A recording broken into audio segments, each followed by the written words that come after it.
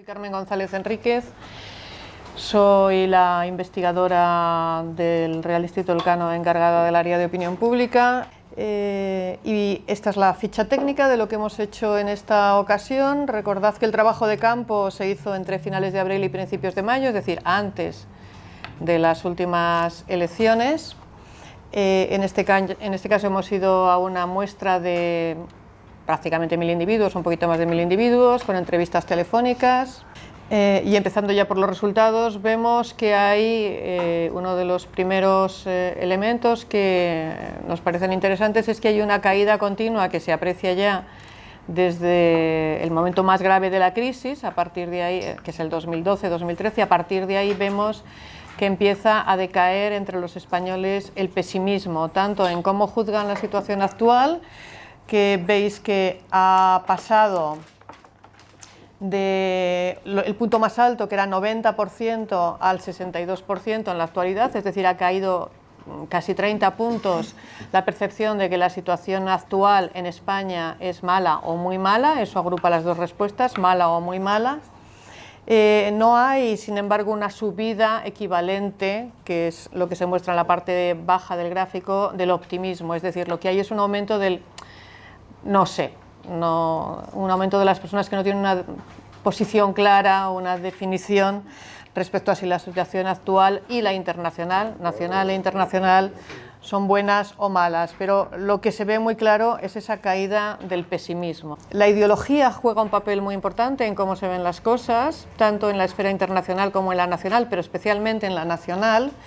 Si os fijáis en ambos gráficos, casi sistemáticamente, y esto lo veremos también en muchos otros elementos del informe, en lo que yo presenté aquí ahora, o bien en la nota de prensa, o si no en el informe completo lo veréis, sistemáticamente la izquierda tiene una visión más negativa de la realidad actual, es más crítica con la situación actual, si queréis expresarlo así, y la derecha es más optimista y ve las cosas de un color más rosa, mientras que el centro está siempre en medio. Por eso es el centro.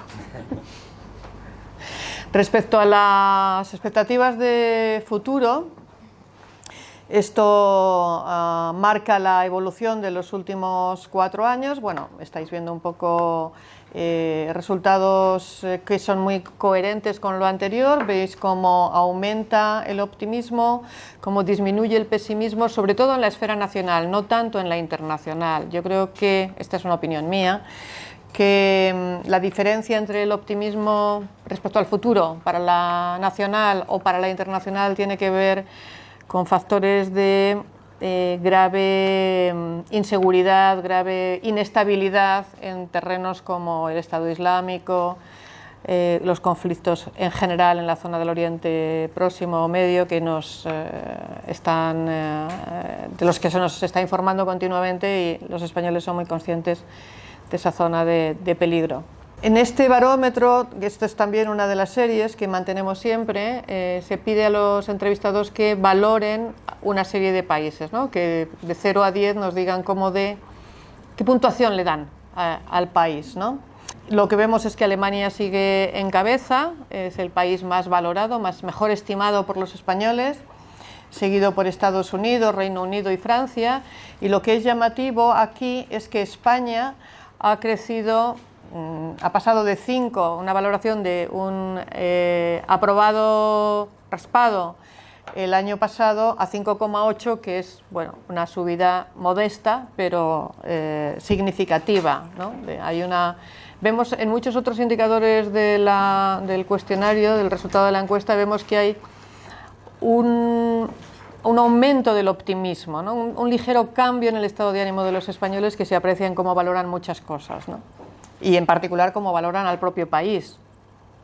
Hay que decir, aunque aquí no están los datos de años anteriores, que la autoestima de los españoles, medida a través de esta pregunta, cómo valoran al propio país, ha experimentado una caída muy grande desde el año 2009, que estábamos apenas en el comienzo de la crisis, ¿no? Y ahora parece que se está empezando a recuperar. Los países que tienen una peor valoración, los que están por debajo de 4, son Marruecos, Arabia Saudí, Venezuela y este Venezuela es el que tiene, como veis en el gráfico, la puntuación más baja de todos, con un 2,8. Entre el 4 y el 5 están Grecia, Rusia, México y Cuba. Son países que no llegan al aprobado. Y como os decía antes, en cabeza están Alemania, Reino Unido, Estados Unidos, Francia, pero como veis España y Francia están prácticamente a la par, con solo una décima de diferencia. La ideología también juega aquí un papel importante en la valoración de los países. En el caso español es muy clara esa diferencia. Hay hay más de 2,5 puntos, casi 3 puntos de diferencia entre la valoración, la puntuación que se le da al país por parte de la derecha y la puntuación que le da a la izquierda. La diferencia está entre 4,6 por la izquierda, 7,3, que es un notable, por la derecha, pero estas diferencias las vemos también en el caso de países cuyas políticas son muy discutidas de forma distinta según sea el signo ideológico, ¿no? Es el caso claro de Alemania, donde también hay una diferencia muy importante, o de Estados Unidos, donde sistemáticamente la izquierda es más crítica con el país de lo que lo es la derecha, que al contrario le da una nota relativamente alta, no tanta como Alemania.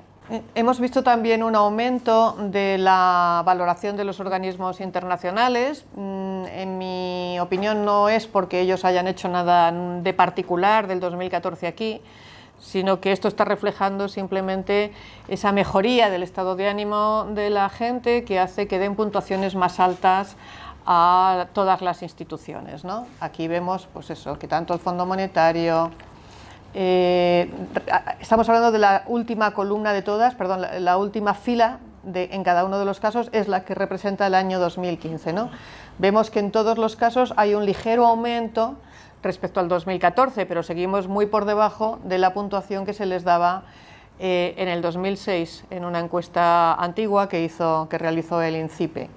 En la valoración de España, según datos demográficos, vemos que hay una tendencia a valorarlo de forma más alta entre las personas más mayores. Esto puede tener que ver precisamente con que son más mayores y tienen un recuerdo histórico, por tanto, de una España que estaba en una situación mucho peor a la actual, ¿no? Las mujeres son más optimistas que los hombres, las personas que tienen un nivel educativo más bajo. Hemos hecho una pregunta abierta, es decir, sin respuestas, sin oferta de respuestas, una pregunta de respuesta espontánea sobre cuáles son los aspectos que consideran positivos del país y cuáles son los negativos. Esta también la hicimos el año pasado, ¿no? Lo que vemos es que hay una importante disminución de los que no saben o no contestan nada a esta pregunta de aspectos positivos del país, y los elementos que aparecen son un poco los tradicionales, los estereotipos o lo que siempre ha sido considerado tanto fuera como dentro del país como los puntos fuertes de nuestro país, ¿no? Que son los relacionados con la atracción del territorio, es decir, el clima, el sol, la atracción turística en general, pero también la calidad de las personas. Aquí se incluyen cosas como eso, como la sociabilidad de los españoles. Y respecto a los aspectos negativos, esto ya lo veíamos el año pasado, pero ahora se ve aún más claro. La corrupción aparece como una de las notas más importantes de elemento negativo del país, ¿no? Si os fijáis, la economía, el paro, que podrían formar parte de lo mismo, tienen menos peso que ese descontento político. Recordad que hemos hecho estas entrevistas, hemos hecho la encuesta antes de las elecciones, bastante antes de las últimas elecciones. Hemos preguntado también por la iniciativa, el proyecto de Marca España. Llevamos haciéndolo desde que se inició en el año 2012. Y esa flecha amarilla-naranja muestra la evolución del conocimiento. Como veis, cada vez más gente conoce el proyecto Marca España, llega al 70% ahora ya, y la evolución en su valoración es también claramente hacia lo positivo, es decir, cada vez hay una valoración mejor de esta iniciativa, ¿no? aunque las opiniones siguen estando algo divididas. Pasamos a otro grupo de preguntas, son relacionadas con la Unión Europea. Habíamos hecho la pregunta ya en el 2014 de si le parecía al entrevistado conveniente que la Unión Europea avanzase en su grado de unificación para convertirse en una especie de Estados Unidos de Europa o Federación de Estados Europeos, llamémoslo de una u otra forma. Vemos que hay un ligero aumento de aceptación de esa posibilidad, pero sigue siendo mayoritario claramente el grupo de los que piensan que eso no es conveniente, es decir, que la Unión Europea no debe avanzar hacia ese tipo de unificación política. El optimismo respecto a la Unión Europea aumenta. En mi opinión, esto en parte está reflejando esa mejoría del clima general en la ciudadanía española, es decir, se valora mejor todo y se es más optimista respecto a todo.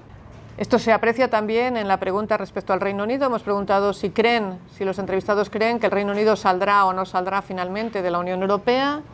La gran mayoría, el 59%, piensa que no, que eso no va a ocurrir, frente a solo el 26% que piensan que sí ocurrirá. Es decir, es una cuarta parte frente a bastante más de la mitad los que creen una u otra cosa, ¿no? Además, les hemos preguntado qué efecto tendría, si finalmente el Reino Unido saliera de la Unión Europea, qué efecto tendría eso sobre los propios británicos y sobre la Unión Europea. El resultado es este que veis aquí. Claramente, los españoles piensan que la salida del Reino Unido les perjudicaría a ellos y además perjudicaría a la Unión Europea, pero están convencidos de que perjudicaría a los británicos mucho también. Yo creo que un poco por esto, un poco porque piensan que los británicos serán conscientes de que salir de la Unión Europea les perjudica, es por lo que los españoles confían en que finalmente en el eventual referéndum decidan votar a favor de la permanencia en la Unión Europea.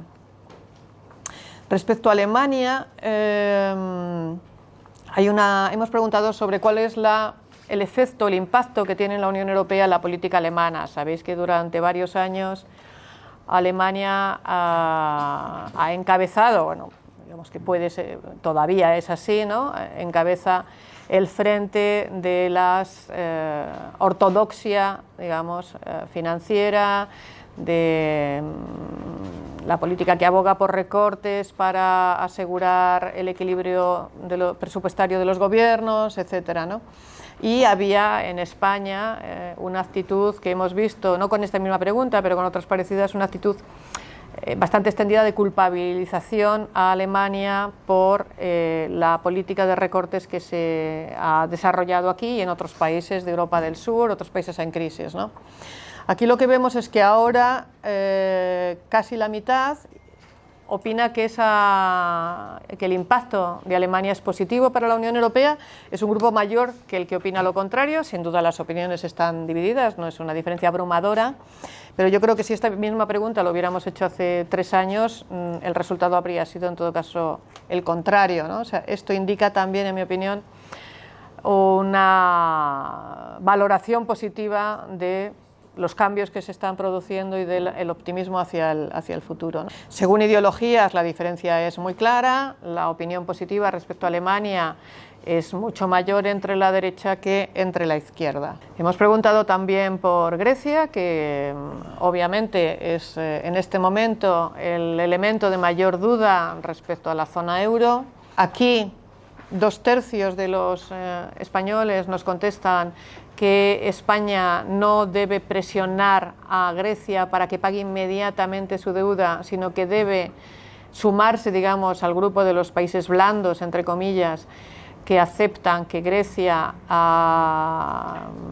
debe poder esperar a mejorar su situación económica para pagar esa deuda. Esto nos coloca pues cerca de los demás países de Europa del Sur o de Francia, por ejemplo, y muy lejos de la actitud de países del norte de Europa, por supuesto de Alemania. Bueno, hay un pequeño grupo, incluso del 9%, que piensa que España debería perdonar la deuda que tiene con Grecia, o Grecia tiene con España.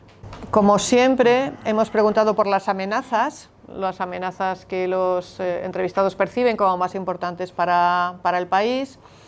Lo llamativo en este caso es el importante aumento del terrorismo islamista, que ha pasado a convertirse con diferencia en la amenaza más claramente percibida, la amenaza considerada más importante para España en este momento.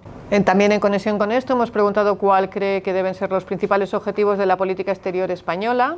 Hemos ofrecido, esta no es una pregunta abierta, se ofrecen una serie de respuestas, bueno, en consonancia con lo anterior, en coherencia con lo anterior. Combatir el terrorismo yihadista aparece como el principal, según los entrevistados, debería ser el objetivo prioritario de la política exterior española. El considerado menos prioritario dentro de este grupo es invertir en la ayuda de países en desarrollo, pero si veis no hay una enorme diferencia entre el más y el menos, es decir, hay una diferencia solo de 1,1 puntos en una escala de 0 a 100, de 0 a 10, perdón, pero en cualquier caso lo que indica es que sí hay una prioridad clara a favor de la lucha contra el terrorismo yihadista.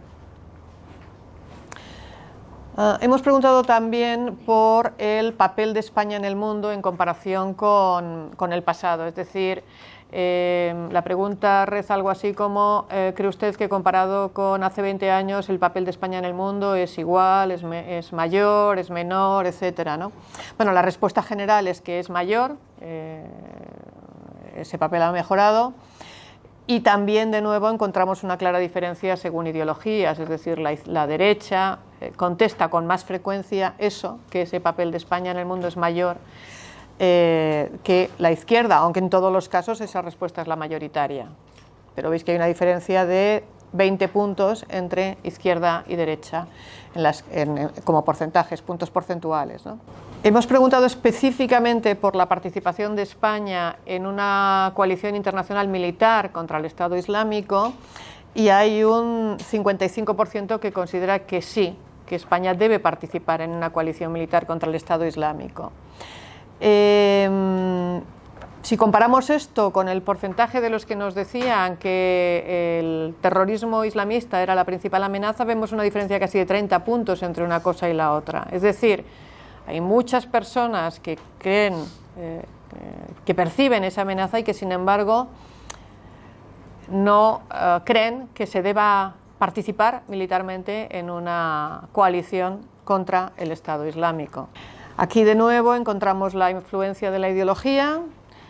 Hay 26 puntos de diferencia entre izquierda y derecha respecto a si se debe o no participar en ello, pero el centro, que suele coincidir con el conjunto en este caso, es del 58%, es decir, claramente hay una opinión favorable, mayoritaria, como hemos visto en la anterior, a esa participación.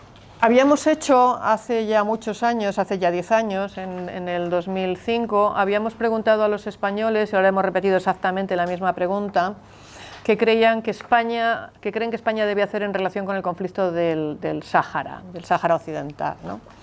En el 2005 encontrábamos que el 72%, es decir, bueno, más de 2/3, pensaban que España debía apoyar la independencia del Sáhara, ¿no? Ese porcentaje ahora se ha reducido mucho, ahora se ha quedado en el 58%, mientras que la otra opción que se maneja, que es la de la conversión del Sáhara en un territorio autónomo dentro de Marruecos, se mantiene prácticamente idéntico. Lo que ha cambiado también de forma muy importante es el porcentaje de los que no contestan a esta pregunta porque no tienen una opinión sobre ella. Es decir, en nuestra interpretación, creo que bastante clara, bastante poco dudosa de estos datos, el Sáhara cada vez preocupa menos a los españoles y disminuye sustancialmente el apoyo a, no tanto el apoyo a su independencia, sino el apoyo a que España se comprometa con ello, dedique alguna parte de su política exterior a conseguir ese objetivo, ¿no? Otro de los conflictos, mucho más sangriento en este momento, por el que hemos preguntado, es el de Ucrania. Aquí hemos querido saber a quién adjudicaban responsabilidades los españoles en este conflicto bélico. Claramente la responsabilidad está, desde la parte de la opinión pública española, en el gobierno de Rusia y los rebeldes a los que apoya el gobierno de Rusia en la parte oriental de Ucrania. Esa es la respuesta del 59%. Hay un 20% de no sabe, no contesta. Y cuando hemos preguntado qué es lo que debería hacer la Unión Europea ante esta crisis ucraniana, hemos visto que muy pocos están a favor de las sanciones a Rusia, solo un 10%. Saben que la Unión Europea ha aprobado sanciones a Rusia. Esto no es algo que compartan los españoles. La solución mayoritaria es mediar, que es una solución muy, digamos, blanda, ¿no? Que implica poco compromiso. A raíz de lo que parece el comienzo de la reanudación de relaciones entre Estados Unidos y Cuba, hemos querido saber cómo veían los españoles el futuro de Cuba. Les hemos dado dos opciones de respuesta. Una, Cuba, preguntamos en los próximos 10 años, no inmediatamente, ¿no? Las dos opciones son: Cuba se convertirá en los próximos 10 años en un país de economía de mercado con una democracia, o bien Cuba seguirá siendo un país de partido único y economía controlada. Las respuestas, como veis, están bastante divididas. Gana la opción optimista, pero no por una gran diferencia. También hemos preguntado respecto a Venezuela, que, como sabéis, está pasando una grave crisis, no solo política sino económica. Hemos preguntado si creen que el gobierno venezolano será capaz de sacar al país de la crisis. La respuesta muy mayoritaria es que no, que el gobierno venezolano no será capaz de sacar al país de la crisis.